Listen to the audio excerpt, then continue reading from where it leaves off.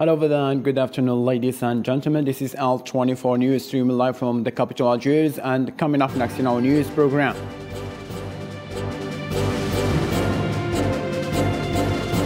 The 8th of May 1945, one of the most sensitive episodes of the Algerian history, a day to commemorate the heinous massacres of the French colonialism in Algeria.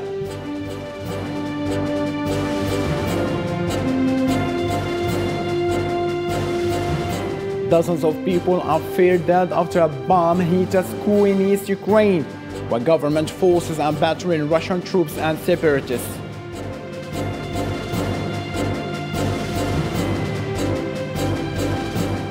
John Lee, a Beijing loyalist, has been elected to be Hong Kong's next chief executive.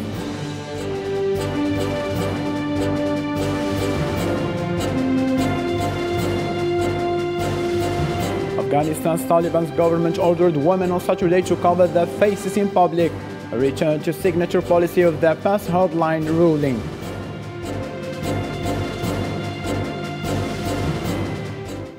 Hello again and welcome. Those were today's headline. Algeria is commemorating one of its most sensitive episodes of our history. 8th of May is a day that mourns more than 45,000 Algerians who were massacred by the French colonialism in one of the worst war crimes in the history of humanity that will always be in the memory of Algerians to glorify the war of independence as well as the noble resistance. Osama Yedon, what follow? May 8th marks a special day of glory for the Algerian population, as thousands had rallied in Sédive and all around Algeria, including colonial ruler France. This day marks a hard-won victory in Europe over Nazi Germany. France had promised independence after the win during the Second World War, as Algerian youth participated in the front lines against the Germans, just to obtain their independence from the French ruling. The Algerian population with all its parts went out for celebrating the independence of Algeria, which was automatic after the World War II. Algerians took to the streets as happy to be independent from a long-lasting colonialism, which practiced all types of torture and massacres against unarmed population, which never accepted to be under the French ruling. The celebration soon turned to be one of the worst war crimes committed in the history of the world. French army massacred thousands of mostly unarmed Muslim civilians in one of the massacres mostly known of Steve Galmakharata massacres. The French launched a 15-day campaign of violence, targeting Sédive and the surrounding rural region, bombing villages and hamlets indiscriminately. General Raymond Duval led French authorities' ruthless clampdown, imposing martial law and a curfew on a patch of territory stretching from Sédive to the sea, 50 kilometers north. Nationalist leaders were detained, and villages suspected of harboring mujahideen were strafed by the Air Force and set ablaze. Women, children and the elderly were massacred, and some 44 villages were destroyed in 15 days of retribution, in addition to over 45,000 people who were put to death by the French army and put in mass graves. Executions continued until November 1945, and some 4,000 people were arrested, which was a fuel for the Algerian War of Independence 9 years after. These war crimes, which France always denied, remain a very sensitive episode of Algerians, which will never be healed by time nor with apologies, and it will always be commemorated as part of Algeria's brave history. To a different matter now, 2 people have been killed in the Russian bombing of school in Ukrainian village of Bilohorivka, and the 60 who remain under the wreckage are feared dead, the governor of Luhansk region said on Sunday.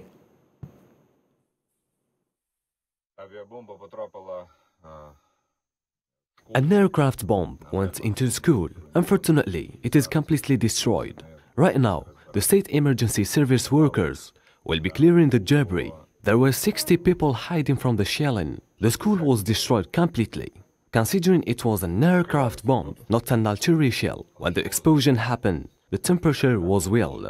Of course, our state service emergency workers will try to clear the debris as fast as they can, but the chances of people still being alive are small. But we hope for the best. A bit later, when the debris is cleared, I will report on the situation. Maybe someone will actually stay alive.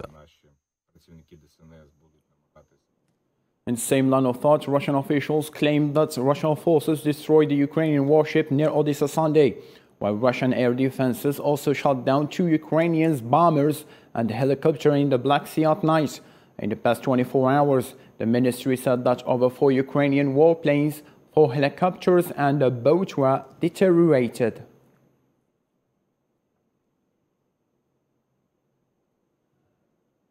Ukrainian Deputy Prime Minister Irina Vereshchuk declared on Saturday that all people in the Azov steel complex in Mariupol had been evacuated.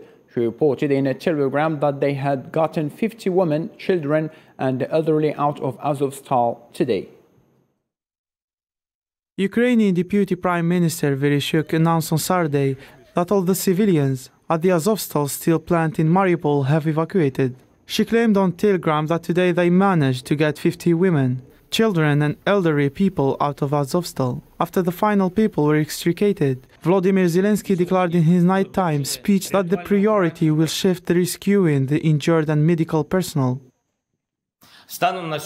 Now we're preparing the second stage of the evacuation mission, the wounded and the doctors.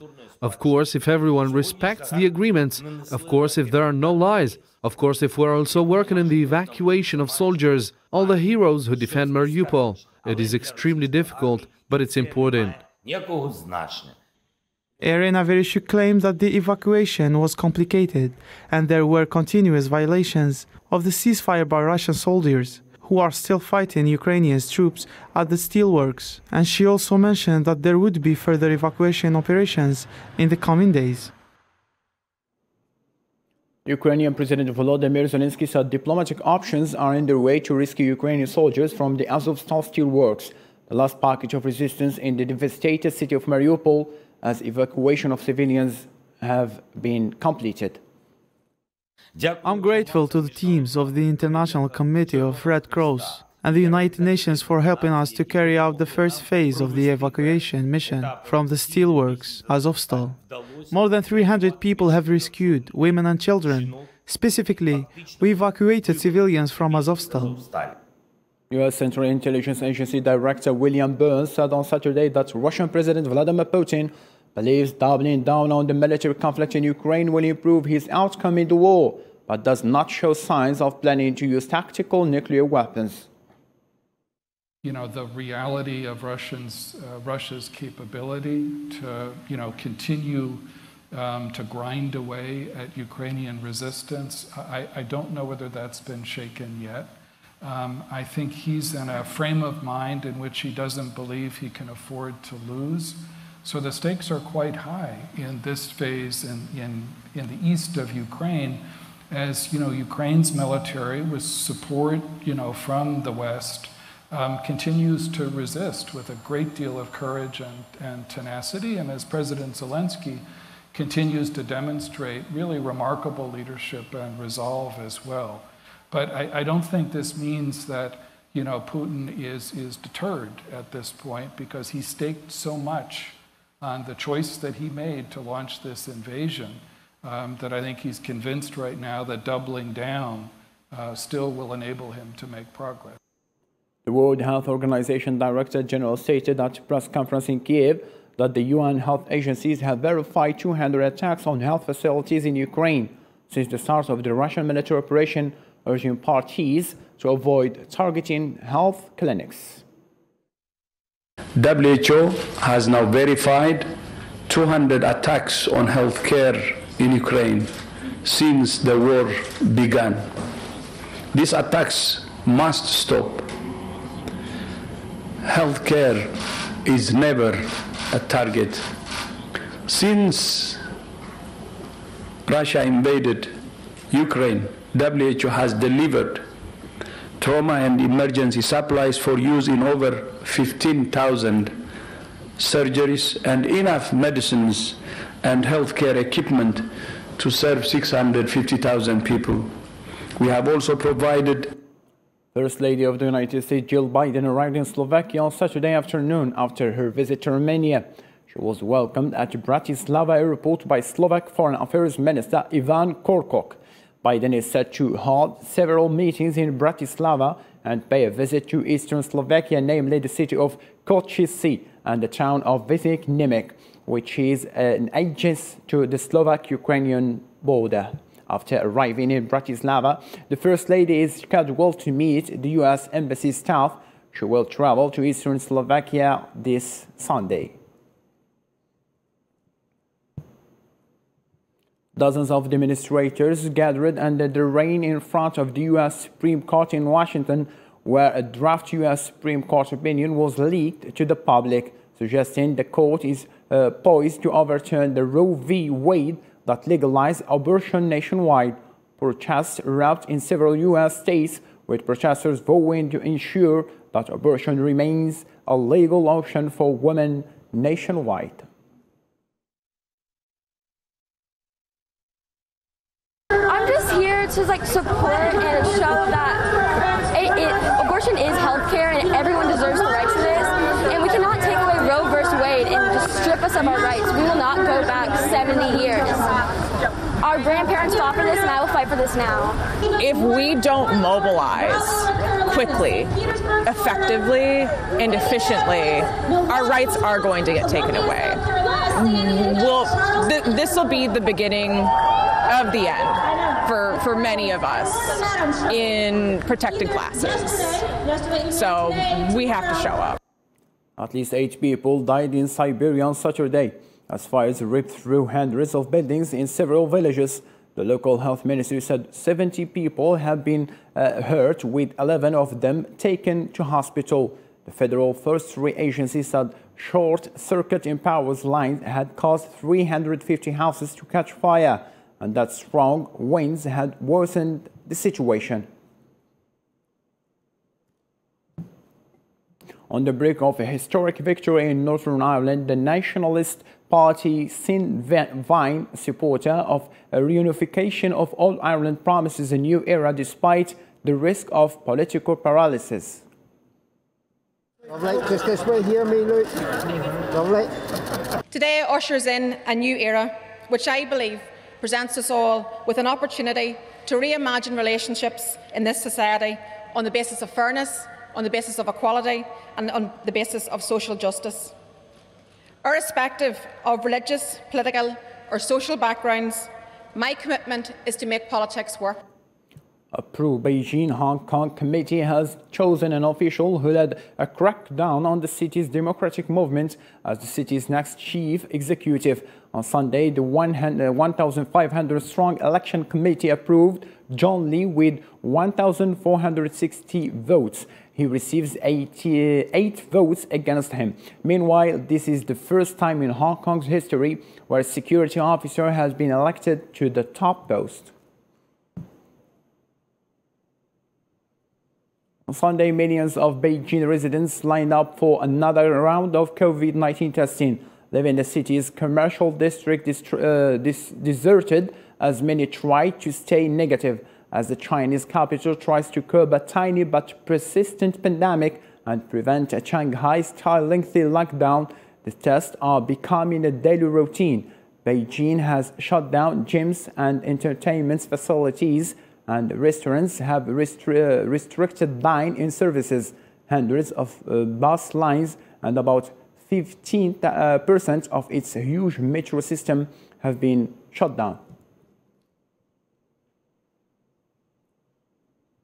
Afghanistan's supreme leader has ordered women to cover their faces in public, becoming one of the harshest restrictions imposed on them since the Taliban seized power last year. Miriam on what follow.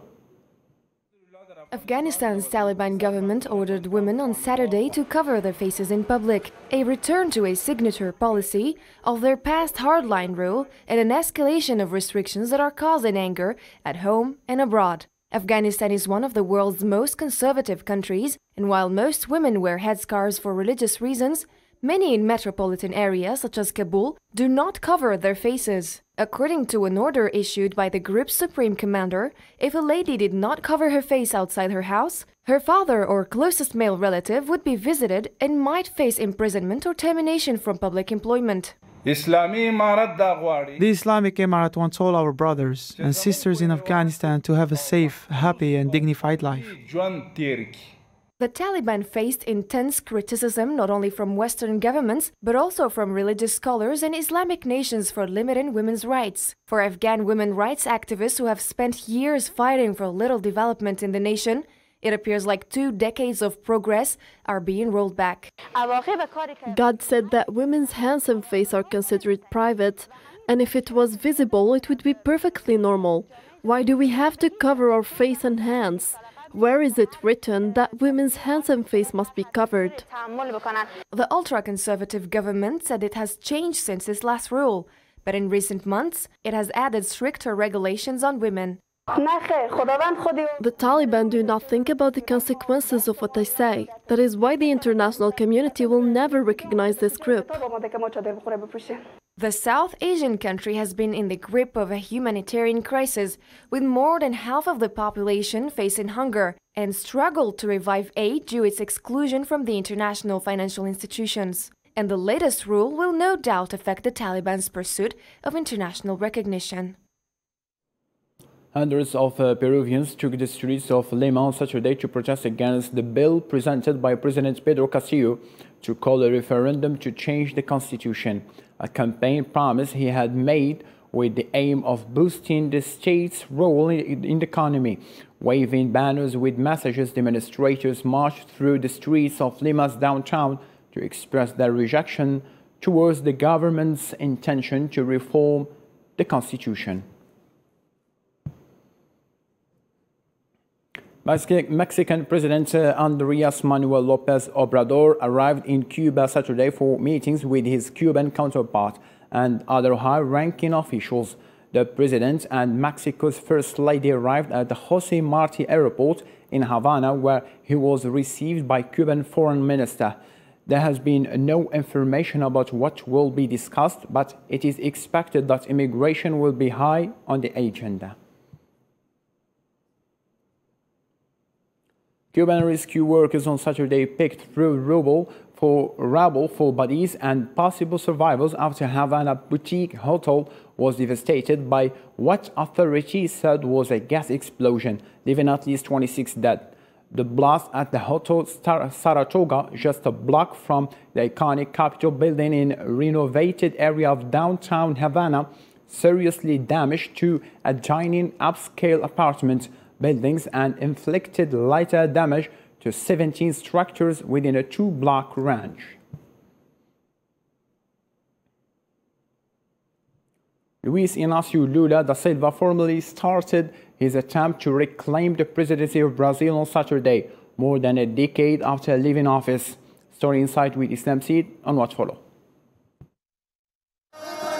Brazilian former President Lula held a presidential campaign on Saturday, promising to reunite the Democrats of all origins, to rebuild the country and fight against violence and discrimination, the way on Brazil addressing the far-right President Bolsonaro. I want to thank from the bottom of my heart the parties that support us, because with you the victory will be much more certain, and with you the recovery of Brazil will be an absolute certainty. Because I think we will prove that Brazil can become a growing country again, which is industrializing, generating employment. Lula's presidential candidacy seems to loom for a strong political comeback, after many thought it was over, when he was imprisoned for corruption just 2.5 years ago. Speaking in front of a huge Brazilian flag, he wished to restore the sovereignty of the country, facing a irresponsible and criminal policy of the government of Bolsonaro, who he said is destroying everything the country has achieved. What we are doing today is more than a political act. It's an appeal to the men and women of all generations, classes, religions, races, and regions of the country, so that we can fight, reclaim democracy, and regain sovereignty. Many of his supporters said he is the only hope left in Brazil, when his social policies had helped to lift 30 million Brazilians out of poverty. The ex-president, whose banishment from the race in 2018 because of his legal setbacks had enabled Bolsonaro's easy election, assured that he was not motivated by desire for revenge. Our President Lula, I can already say, has brought good ideas. He will try to get Brazil out of choking. There will be employment, opportunities, food, health, and primary education for children will be better. I felt very confident, and I think it will work. The campaign does not officially start until August 16th, but Lula will start next week and urge his supporters to resist provocation and to face their opponents with love, not hate. Dropped in pink and chanting slogans in favor of the current vice president, crowd of France gathered long before preparations are complete and stayed late into the night to hear Roberto Fino's campaign speech. All the organizers State turnout topped 750,000 polls show his rival Ferdinand Marcos Jr., the son of the former Filipino dictator, heading for landslide victory, capping a decades-long effort to rehabilitate the city Marcos legacy. The son and namesake of former Philippine dictator Ferdinand Marcos, given the clear winner of the presidential election by the polls, concluded his campaign on Saturday with a giant rally in the suburbs of Manila. We believe that the voice of the people should be in this place today because we believe that majority of the Filipino people, especially women, supports Leni Robredo. A victory in Monday's poll would crown decades of efforts to rehabilitate the legacy of his father, the dictator Marcos, who was overthrown in 1986 and died in exile in the United States. The prospects of seeing Ferdinand Marcos Jr. arrive in the presidential palace, however, worries human rights activists, religious dignitaries and political analysts who fear a government without constraint. 10 candidates are in the running to succeed President Rodrigo Duterte in a one-round ballot where the relative majority is enough to be elected. Marcos wins, my only concern will be the safety of the Filipino people. Kasi we still have this fear na mawawalan tayo ng voice if ever he wins. Kasi, and he will get this opportunity to clear his name and the other people na involved sa negative na nangyari sa bansa na to. Tens of thousands of red-clad Marcos supporters braved the scorching sun and wind on Saturday to gather on a dusty wasteland overlooked by a luxury casino, a symbolic image of this country's huge wealth gaps that many are leaving for work abroad. Over the course of a year, the Algiers-Abuja axis is experiencing an intense movement with the acceleration of efforts to implement the Trans-Saharan gas pipeline project, the largest energy facility in Africa. The Nigerian Minister of Energy revealed that his country had started to implement the construction of gas pipeline to transport gas to Algeria. Through Algeria to Europe. Actually, that pipeline is targeted for Europe because Algeria, I believe, is already linked up on pipeline with Europe. So if we link up with the Algerian network, we already started the Nigerian arm of it, the AKK pipeline, which is supposed to continue to Algeria. Ladies and gentlemen, let's have a reminder for our main top stories. 8th of May 1945, one of the most sensitive episodes of the Algerian history, a day to commemorate the heinous massacres of the French colonial in Algeria.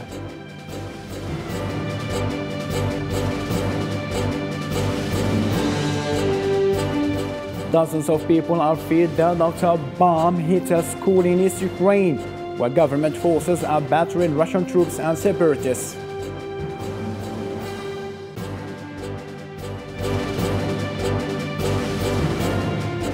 John Lee, a Beijing loyalist, has been elected to be Hong Kong's next chief executive.